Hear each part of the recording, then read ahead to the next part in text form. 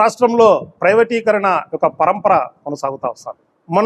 మొన్న ఉగాది రోజున state highways ని నిర్మాణం కోసం కాదు, అభివృద్ధి కోసం ప్రైవేటీకరణ చేస్తాము అని ఆ రోజు చెప్పడం జరిగింది రాష్ట్ర ప్రభుత్వం. నిన్న శ్రీరామనవమి రోజున నూతన ప్రైవేట్ హాస్పిటల్స్ నిర్మాణం కూడా ప్రైవేటీకరణ చేస్తాము అని చెప్పడం జరిగింది. ఆరోగ్యశ్రీ బంద్ పెట్టడం జరిగింది.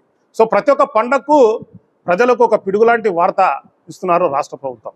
ఈ రోజు అంబేద్కర్ జయంతి రోజు ప్రపంచంలోకెల్లా అత్యంత పొడవైనటువంటి అంబేద్కర్ గారి విగ్రహాన్ని విజయవాడ నడుబొడ్డున రికార్డు టైములో 18 ఎకరాల విస్తీర్ణంలో 400 కోట్ల రూపాయలు వెచ్చించి గత రాష్ట్ర ప్రభుత్వం అంబేద్కర్ గారికి ఘన నివాళి అర్పించింది. రాజ్యాంగ నిర్మాత పైన క్షుద్ర రాజకీయం చేస్తున్నారు ఈ ప్రభుత్వం. ఇవాళ అంబేద్కర్ గారి విగ్రహాన్ని తర్వాత దాని నిర్వహణ కూడా PPP విధానంలో ప్రైవేటీకరణ చేయాలనుకుంటారనేది దీని ముఖ్య ఉద్దేశం. అసలు మనము విగ్రహాలు ఎందుకు పెడతాము? ఒక గొప్ప వ్యక్తిని గుర్తించుకునే దానికోసం ఒక విగ్రహం పెడతాం. భావి తరాలకు రాబోయే సమాజానికి వాళ్ళందరూ కూడా ఎవరి వ్యక్తి అని తెలుసుకునే దానికోసం ఒక విగ్రహం అనేది పెడతాం.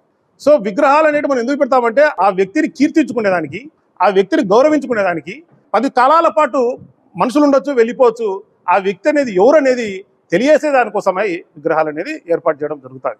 అట్లా దగ్గర 206 అడుగుల ఎత్తుంది ఈ విగ్రహం.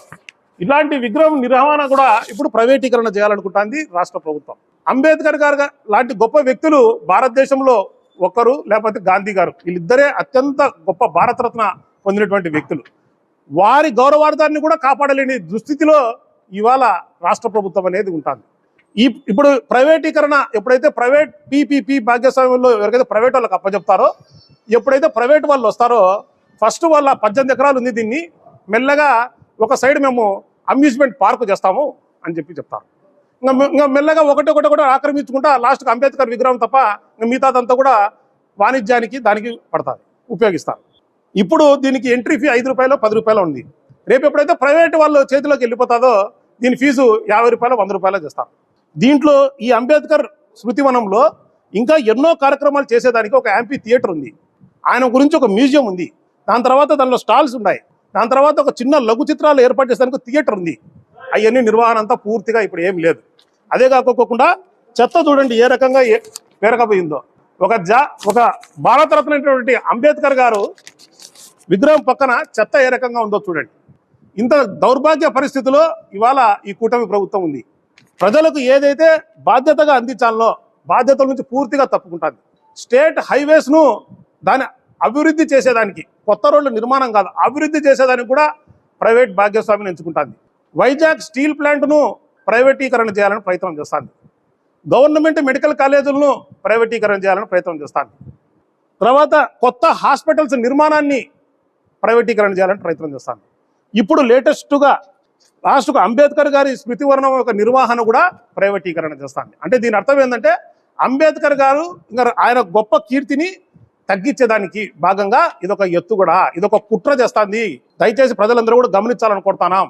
మీరు అనుకుంటున్నట్టుగా అంబేద్కర్ గారి ఆయన గౌరవాన్ని గొప్పతనాన్ని తగ్గియాలనుకుంటే తగ్గిలేరు. ఆయన ప్రపంచంలోకెల్లా అందరూ అతన్ని కీర్తిస్తున్నారు. ఆయన లండన్లో చదువుకుంటున్నప్పుడు ఆ హౌస్ ఏదైతే హౌస్లో ఉన్నాడో, ఏదైతే ఇంట్లో ఉన్నాడో చదువుకుంటున్నప్పుడు ఆ హౌస్ను ఈరోజు కూడా మహారాష్ట్ర ప్రభుత్వం కొనుక్కొని దాన్ని ఒక మ్యూజియంగా చేసింది. ఆ రకంగా డబ్బులు వేచించి ప్రభుత్వాలు కొనుక్కొని లండన్లో మ్యూజియం చేస్తాంటే ఇంత పెద్ద ప్రపంచంలోనే అత్యంత పెద్ద పొడవటి అంబేద్కర్ గారి విగ్రహం పైన ఇంత కుట్ర జరుగుతుంది ఈ ఆంధ్ర రాష్ట్రంలో అనేది దయచేసి ప్రజలందరూ గమనించాలని కోరుతున్నాం. ఈ రాష్ట్ర ప్రభుత్వం పూర్తిగా మన బాధ్యత నుంచి తప్పుకుంటుంది. ప్రతిదీ ప్రైవేటీకరణ చేస్తుంది. మరి ప్రతిదీ ప్రైవేటీకరణ చేస్తానప్పుడు ప్రజల దగ్గర నుంచి ట్యాక్స్లు ఎందుకు కలెక్ట్ చేస్తున్నారు అనేది కూటమి ప్రభుత్వానికి సూటి ప్రశ్న. దయచేసి ప్రజలందరూ కూడా గమనించండి. ఈ కుటిల రాజకీయం ఏ రకంగా ఉందో. కేవలం అన్ని సూపర్ 6 అని చెప్పారు, ఏది చేయడం లేదు. లాస్ట్కు బాధ్యతల నుంచి కూడా తప్పుకుంటుంది. ప్రజలకు ఇప్పుడు బంకచర్ల నిర్మిస్తామంటారు, అది కూడా ప్రైవేటీకరణ. ప్రజలకు వైద్యము, విద్య, నీళ్లు, రోడ్లు, తర్వాత కరెంటు, ఎలక్ట్రిసిటీ, దీనికోసమే కదా మీరు ట్యాక్స్లు కలెక్ట్ చేస్తారు. మరి అవి కూడా ప్రైవేటీకరణ చేస్తే మరి మీరు ఎందుకు ఇంకా ఈ రాష్ట్ర ప్రభుత్వం ఎందుకు? దయచేసి ప్రజలందరూ కూడా గమనించండి, ఆలోచన చేయండి. అంబేద్కర్ గారి ఏమాత్రం గౌరవం తగ్గినా కానీ వైఎస్ఆర్సీపీ పార్టీ ఉపేక్షించదు. ఖచ్చితంగా లైక్ మైండెడ్ పీపుల్ అందరినీ కలుపుకొని అంతకంతకు పోరాటం చేసి ఖచ్చితంగా అంబేద్కర్ గారిని గౌరవాన్ని ఖచ్చితంగా నిలబెడుతుంది వైఎస్ఆర్సీపీ పార్టీ అని చెప్పి తెలియజేస్తుంది. ఇలాంటి కుటిల ప్రయత్నాలు రాజకీయాలు మానుకోవాలి అని కూటమి ప్రభుత్వానికి సూటిగా సవాల్ చేస్తూ సెలవు.